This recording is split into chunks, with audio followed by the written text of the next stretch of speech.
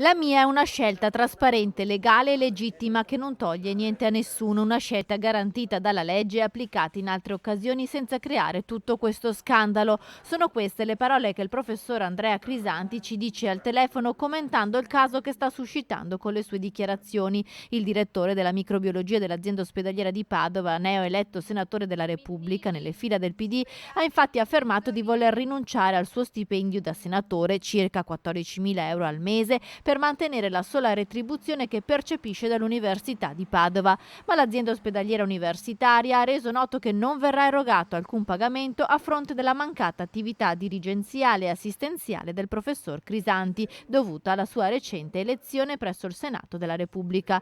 La nota spiega che gli impegni politici, considerati a norma di legge come aspettativa parlamentare, non permetteranno allo scienziato di esercitare la sua professione di medico per l'azienda ospedaliera. Crisanti aveva spiegato che la sua rinuncia allo stipendio di senatore era una scelta dovuta ad una questione di opportunità e non politica. Non potendo accumulare due buste paga, è stato chiamato a scegliere tra quella da senatore e quella da specialista e ha optato per quest'ultima per motivi contributivi.